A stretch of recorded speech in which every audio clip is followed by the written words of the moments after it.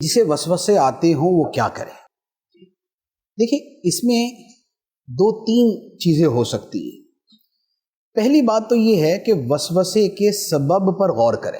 بعض اوقات کیا ہوتا ہے کہ وسوسے کا سبب یہ ہوتا ہے کہ بندہ ہر ایک کو سن رہا ہوتا ہے، ہر چیز پڑھ رہا ہوتا ہے۔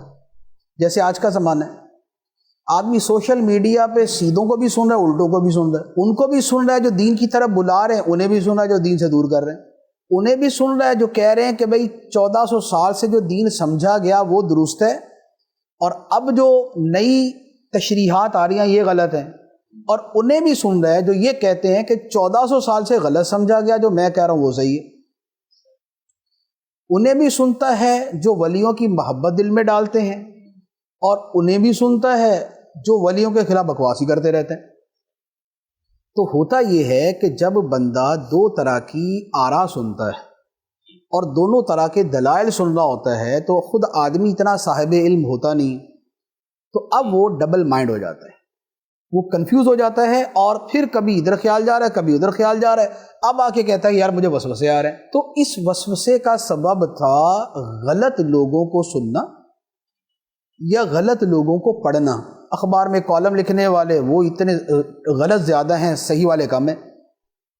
کتابیں لکھنے والے، ناول لکھنے والے، ناول کی اکثریت غلطی پر زیادہ ہوگی، صحیح والی چیز کی طرف کم ہوگی۔ تو بات یہ ہے کہ اگر یہ سبب ہے تو پھر اس سبب کو ختم کریں کہ غلط لوگوں کو نہیں سنیں، غلط لوگوں کی چیز نہ پڑھے، صحیح سنیں، صحیح پڑھے، تو آہستہ آہستہ یہ چیزیں ڈم ہوتی جائیں گی۔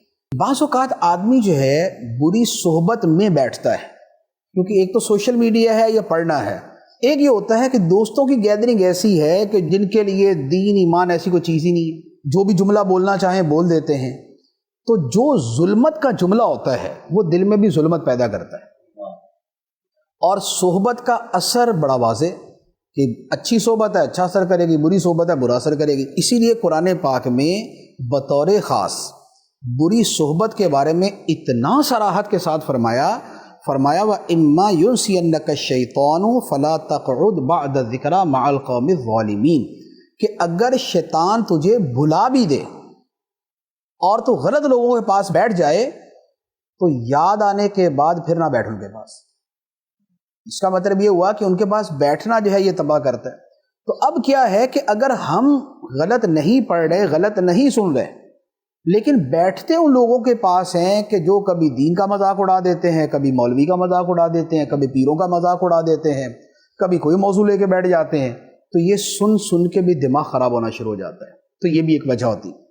تو لہذا جب اسباب کا پتہ چل جائے تو بندہ اسباب سے دور ہو جائے۔ اس کے بعد کیا ہوتا ہے کہ ذکر الہی کی کثرت یہ بہت سے وساوس کو دور کر دیتی، اسی طرح درود پاک کی کثرت بہت سے وساوس کو دور کر دیتی ہے۔ کثرت ذکر کا فائدہ یہ ہے، حدیث مبارک میں ہے کہ شیطان جو ہے بندے کے دل میں آ کے وسوسے ڈالنے لگتا ہے، جب اللہ کا ذکر ہوتا ہے تو بھاگ جاتا ہے وہ۔ اور یہ جو آیت مبارک ہے نا، من شر الوسواس الخناس، کہ میں پناہ مانگتا ہوں وسوسے ڈالنے والے کے شر سے جو خناس ہے۔ خناس کا مطلب ہے کہ جو بھاگم بھاگ آتا ہے اور وسوسے ڈال کے پھر بھاگ جاتا ہے، پھر آتا ہے پھر ڈال کے بھاگ جاتا ہے۔ تو بندہ جب ذکر الہی کرتا ہے تو یہ وسوسے ڈالنے والے شیطان جو ہے اس سے بھاگ جاتے ہیں۔ اور یہی معاملہ درود شریف کا ہے۔ درود شریف بڑا کثرت سے پڑھا جائے تو آہستہ آہستہ جو ہے نا شیطان بھاگنا شروع ہو جاتا ہے، اور دل پر ایمان، سکینہ، اطمینان یہ اترنا شروع ہو جاتا ہے، تو یہ وسوسوں سے جان چھوٹ جاتی ہے۔